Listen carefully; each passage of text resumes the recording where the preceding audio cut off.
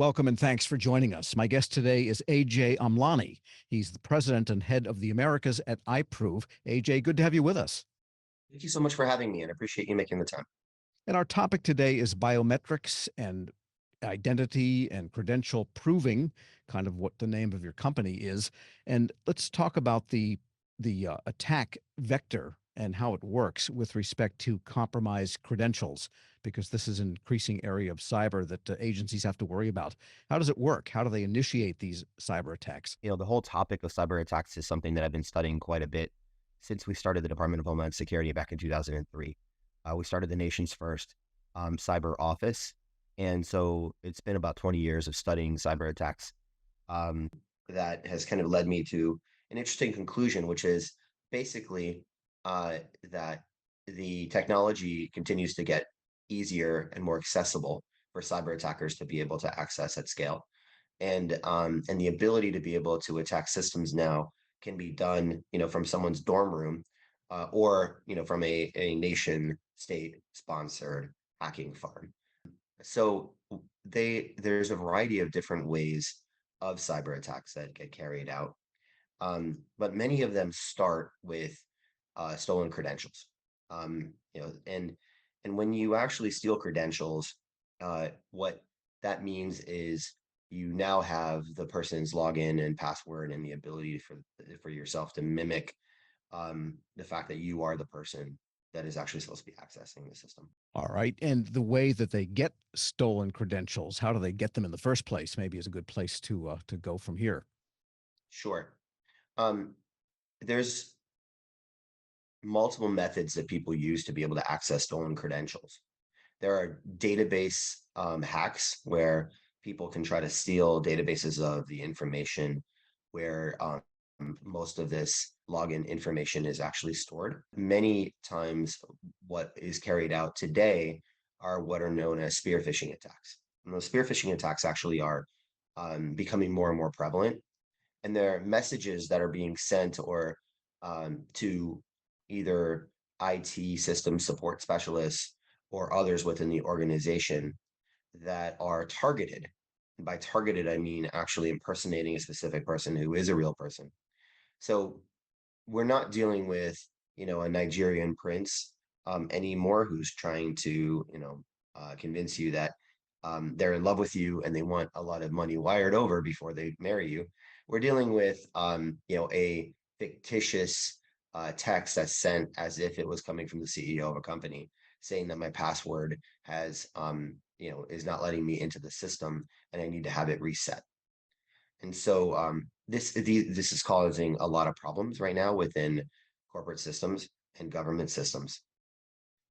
All right. And let's move on to the idea of multi-factor authentication. And more outfits are looking at the idea of using biometrics.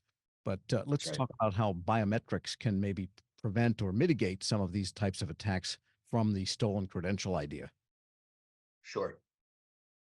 There are a variety of different ways of being able to use multi-factor authentication. Many people think of multi-factor authentication is really just in addition to the username and password, you have a second device. And the second device can be a phone.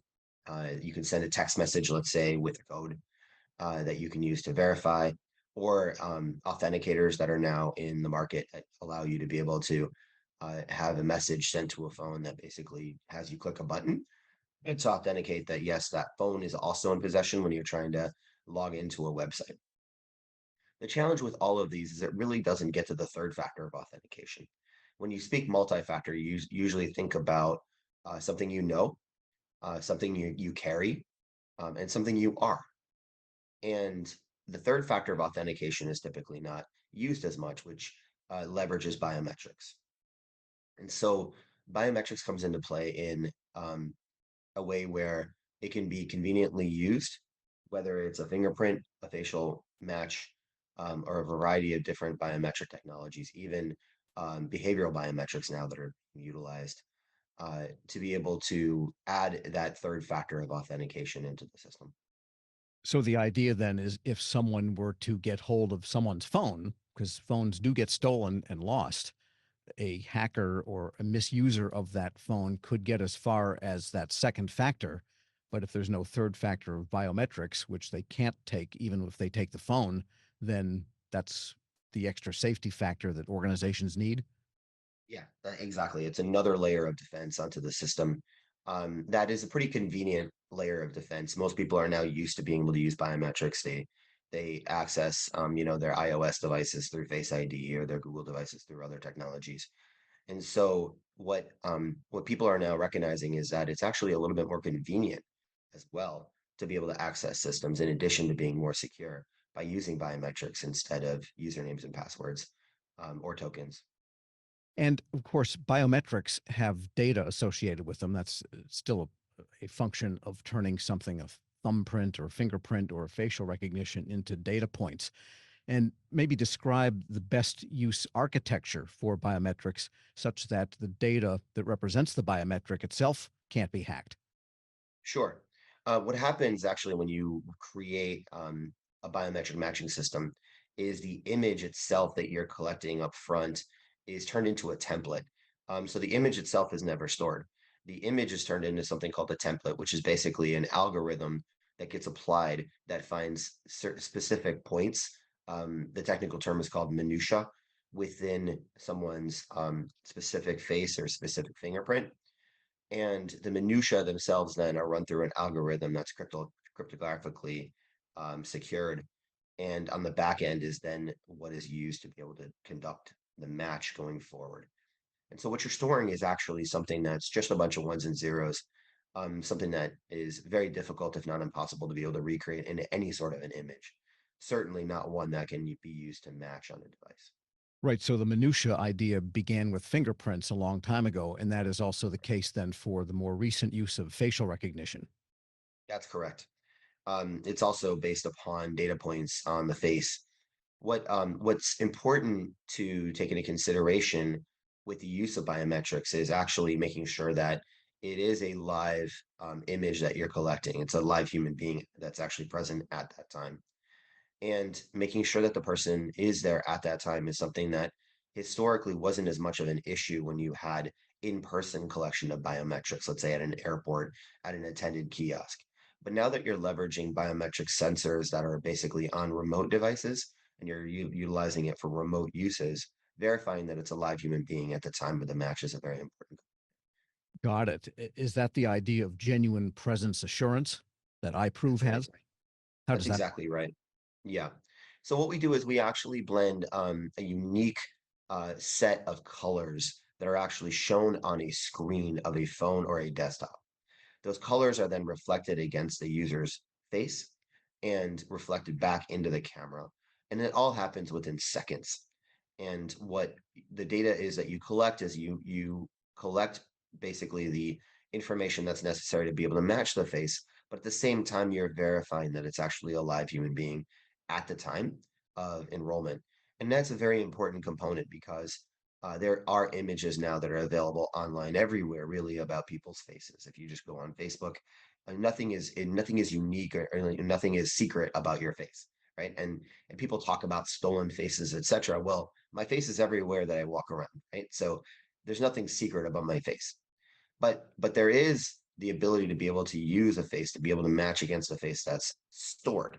And that's a different way of being able to think about it, is when you are actually matching, how do you verify that it's a live human being? When you've enrolled the face in the first place, how do you verify that it's a live human being at that time and it's not an image that's being collected? So it's very important on both the initial enrollment and then the ongoing authentication to be able to think about verifying that it's a live human being that you're using. So, in a sense, that projection of color onto the face, which would not have been done in the original situation, and therefore you know that it's a real person there, that's almost a Correct. fourth factor or a 3.5 factor on that third factor you mentioned. Fair to say? Yeah, it's it's an added element, I'd say, of the third factor. It's the liveness element adds a factor, especially in today's day and age when many of the attacks that you're facing are actually against bots, right? Not even humans themselves. So you're not even like verifying that it's the right human being. You're verifying that it is a human being. And especially in the world of generative AI now, where you can create these images at scale robotically and be able to penetrate systems in a way that continues to self-learn what is working and what is not working, it's very important to verify that it's a live human being at the time. Yes, because early on, in the use of fingerprints, there were stories, maybe they were apocryphal, but of people losing their thumbs in a violent way, and then that thumb could be used as a fingerprint. And then there were Yep. ways of the fingerprint readers, using mechanical or electromagnetic resistance or whatever the technique was to know whether that was a living thumb or not. With facial recognition, probably a little bit more difficult to take a head and use it for authentication. It really is, um, especially when nowadays the ability to be able to create a face and not just a face image, but a face video. Secondly, thirdly, not even a face video, but a real time face video where I myself right now, just using something silly as Snapchat filters, can recreate myself right now through this call and pretend that I'm somebody that I'm completely not, right? That I look like somebody different.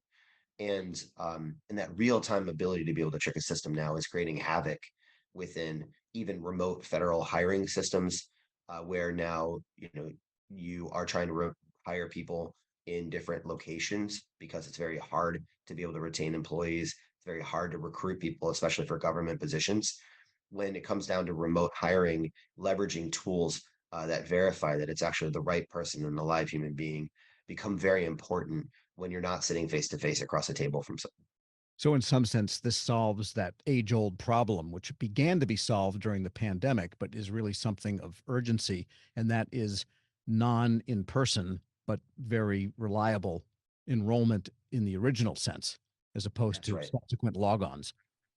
Very, very important. And it all comes down to the credentials on the back end. The credentials are one of the most important elements to secure and protect here. If you date back to the SolarWinds attack and you look at what happened to the full federal government, there were over 20 agencies altogether who were attacked and compromised. That was starting from stolen credentials that basically were infiltrated into systems, malware that sat for a very long time. Normally cyber attackers will use the stolen credentials to implant malware. And then let's say on a Friday afternoon when they know IT support specialists are away for the weekend, thinking about what they're going to do with their families, that's when they'll actually conduct the attack. And then by the time that people discover that the attack has occurred, which is usually on a Sunday and people are very difficult to try to get a hold of, normally they've already been able to collect all the information or conduct whatever damage that they've wanted to do. And getting back to the enrollment and the use of light and a living person for the facial recognition, Mhm. what is the latest development with respect to ensuring that every skin color, every type of racial makeup that might be the variety of people that are going to come to systems can all be equally accommodated in a fair way by the facial recognition and the original enrollment? Yeah, equity and inclusion is a really important component of biometric systems. It's actually one of the biggest strengths of biometric systems. If you think about biometrics, they are in fact readily available by anybody, right? So everybody has a biometric. You're born with it, right? Regardless of your skin color, regardless of your ethnic background, regardless of your economic situation. And what other forms of authentication have trouble with are the fact that data sometimes is not resident on that individual. And when data is not resident on that individual, if they haven't opened up, a home mortgage or a car loan, if they haven't applied for those things like student loans, then information is not readily available and they get locked out of specific programs. With biometrics are readily available for everybody. You have it, you've got fingerprints, you've got a face. Now, there's been challenges a few years ago of training the biometric matching systems on a representative data set. And that's a very important component with any artificial intelligence solution that's out there, anything that basically can be used to train on data and machine learning. When you're using an irrepresentative data set, you're going to have challenges with regards to equity and inclusion.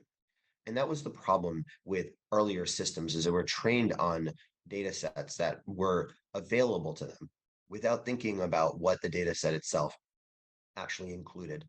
And so the more recent systems especially the ones that iProov uses, are trained on worldwide systems, right? People with different skin colors, of different tones and different light, even on different types of devices. Sometimes the latest devices aren't always available for individuals to be able to access.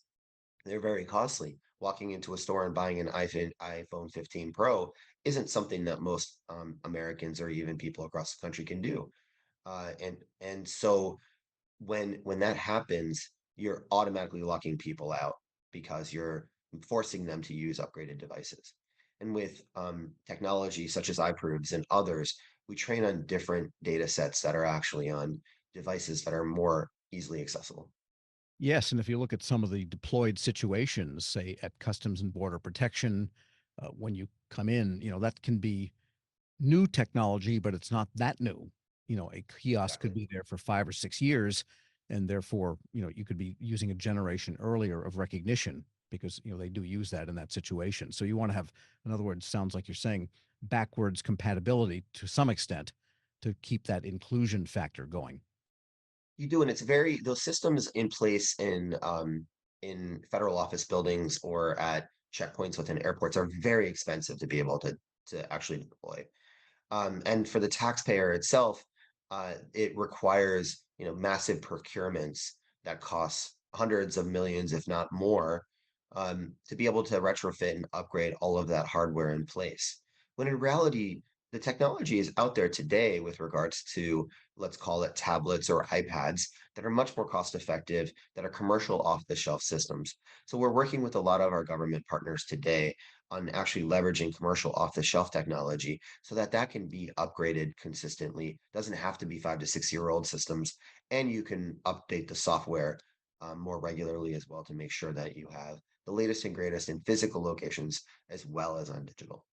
And with respect to going beyond the enrollment of individuals, employees that you presumably have a trust relationship with and will continue to have it, can this type of facial recognition also be deployed in digital services, getting benefits or interacting with the tax system and that kind of thing for the general public, where you don't have so much control over who is accessing that system? That's correct. So, in addition to the cybersecurity elements and ways to be able to deploy biometrics to protect government systems, also on the interaction with the average consumer, right? Within agencies that interact a significant amount with individuals, what those agencies have found is the ability to use remote systems has decreased their costs and made it more accessible for people to be able to get appointments and access government benefits or government services. They don't have to take their day off to be able to go into a government office building. They don't have to set up appointments weeks in advance. They can still pick up their kids from school. They can still conduct their daily activities that they need to conduct without having to be able to take a full day. And so what has happened is these remote systems have really started to grow in terms of usage, everything online, through web, through mobile app. Challenge is, how do you verify that it's the right person? And so many of those elements of verifying that it's the right person have been hindrances towards the adoption of this technology.